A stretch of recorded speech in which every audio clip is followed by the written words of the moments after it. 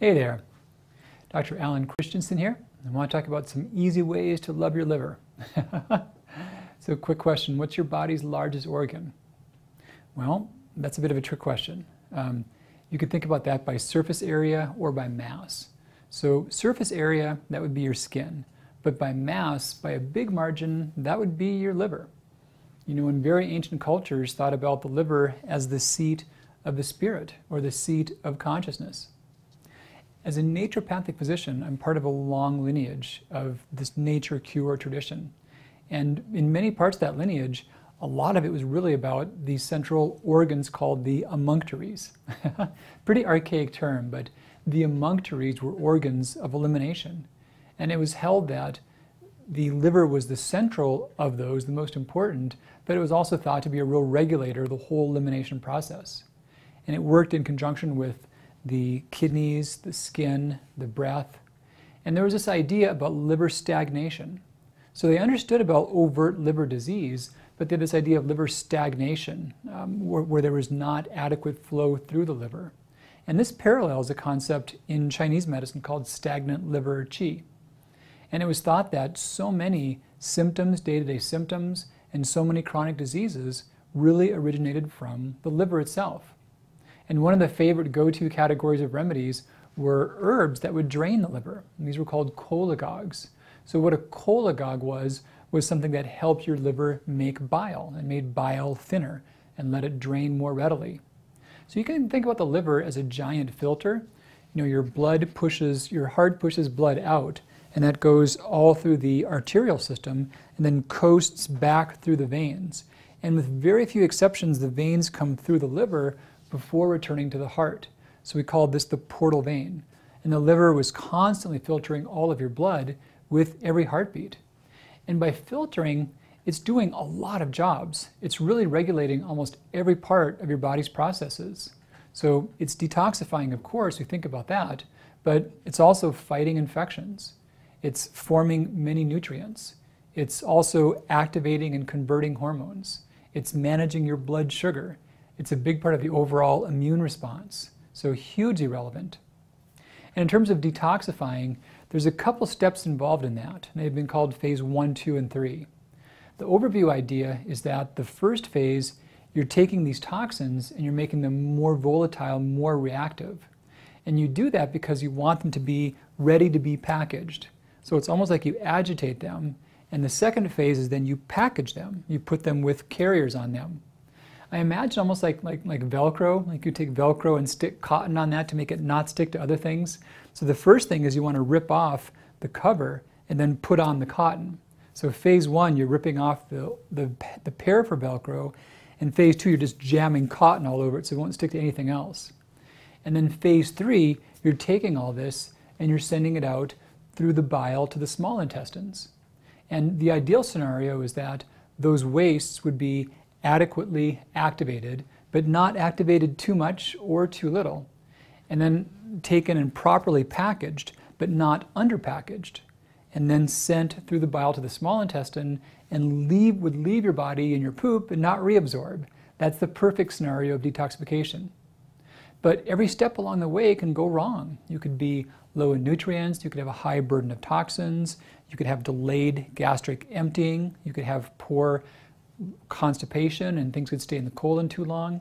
Your flora also has a lot of roles to play with some of those steps after phase 2. That could not work right. You could be underhydrated.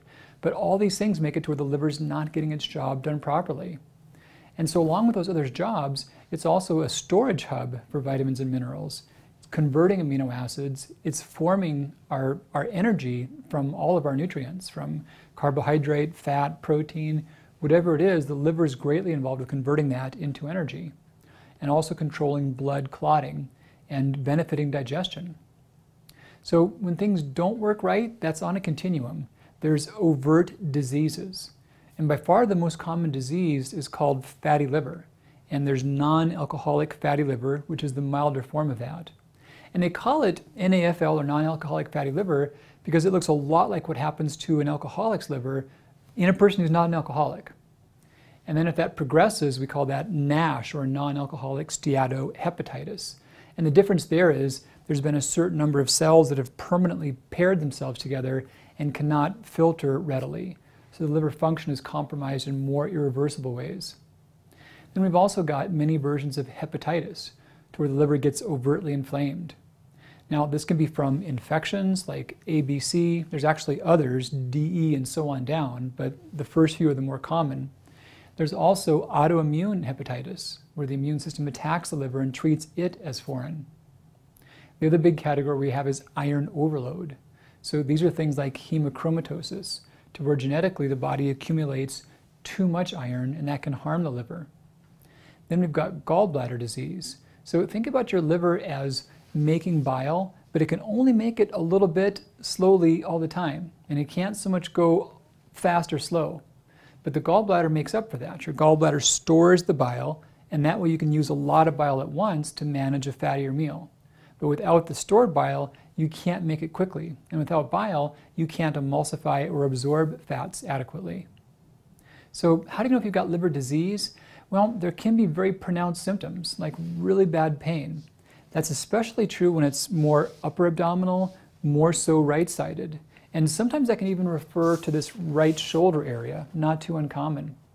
If it's really bad, the bile flow may be obstructed, and the bile may start to not be able to leave through the stool. That's why our poop is brown, and it can then pass through the skin or elsewhere, and that can create jaundice. And that's where your skin takes on a yellowish hue, as do the sclera, the white part of your eyes.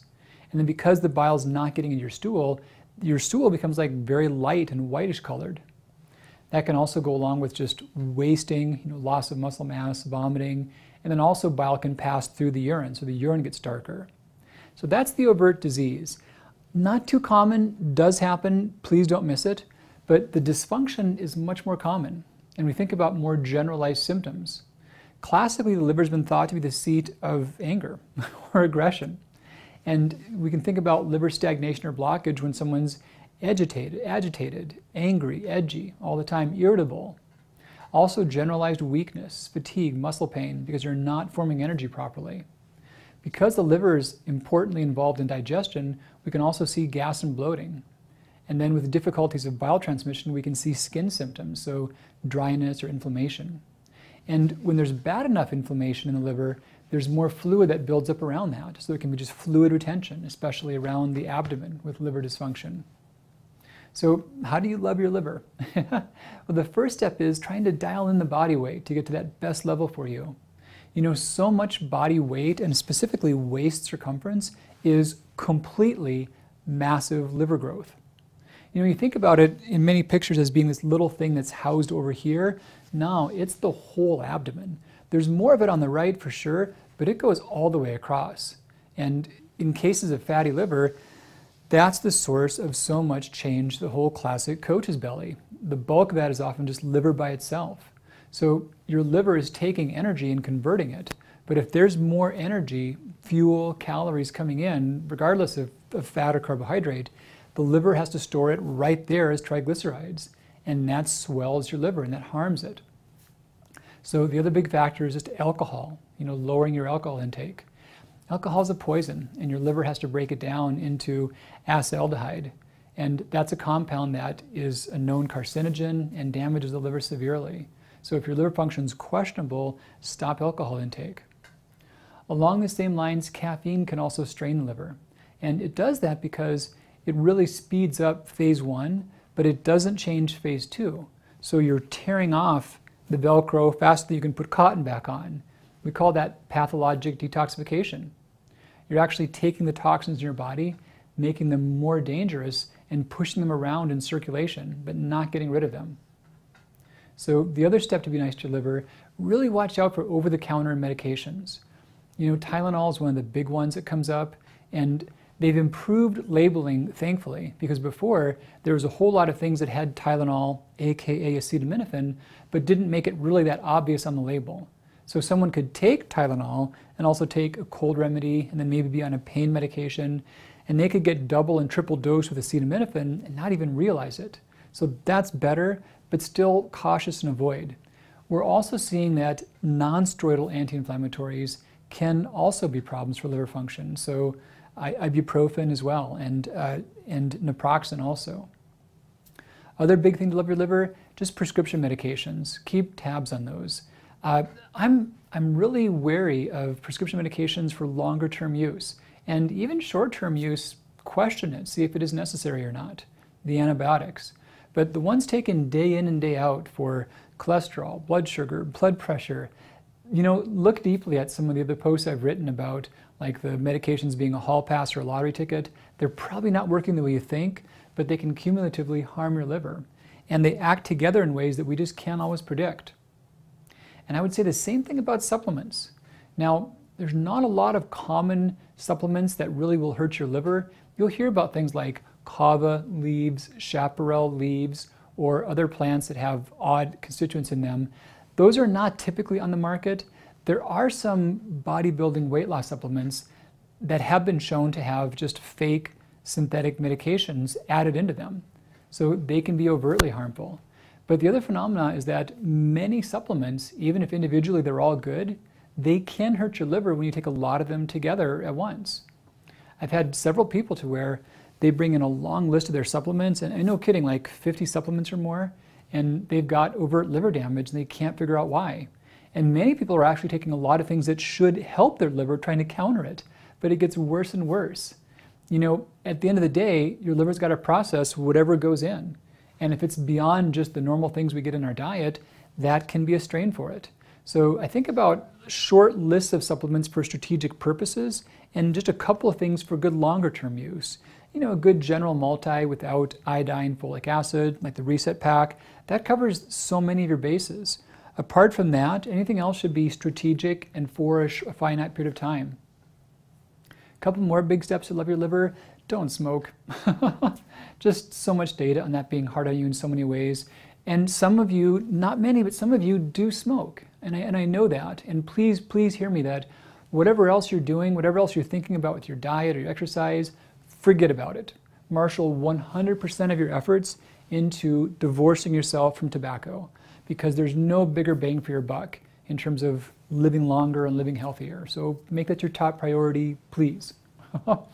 So we talked about phase 3 and about things going to your colon, winding up back in your bloodstream. So along those lines, the more you can have a good, complete daily bowel movement, that'll be nicer on your liver. If you've got to add in some fiber, add in some magnesium, some extra water, so be it. But please poop every day, at least once. So protein's also important. Now, you need some key essential amino acids for all those phase 2 pathways, all the cotton, so to speak, and binding up with that Velcro. And you get those from high quality complete proteins. You want that to be around 1/4 to 1/3 of your calories. Not really much more, that's uncharted, and much less can be inadequate. And it can also be an issue for lean body mass. So get things right with protein. Another way to love the liver is throwing in some more bitters to the diet. We don't really get many of those, but the bitter taste itself does help bile secretion and does help liver function. I'm a huge fan of dandelion leaves, and I don't live in a place right now to where these grow in the wild, unfortunately, but so many parts of the world, this grows just in the lawn. So if you have a lawn or some grass that's not treated or sprayed, just pick those dandelion leaves whenever you can. They are such good foods, and they cook down to pretty much nothing. I mean, seriously, I would pick big gallon containers of them and steam that, and you got like a bite or two. But it's a strong bite. They're a powerful bitter, but they're very healthy. So yeah, dandelion leaves are awesome. You can get those in many grocery stores now too.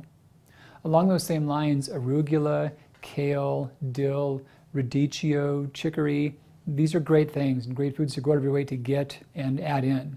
They can help digestion. They're also great antimicrobials. Your liver will love you for that, and nothing to do to raise your health better than to love your liver. Dr. Alan Christianson here with you. Take great care. We'll talk again really soon. Bye-bye.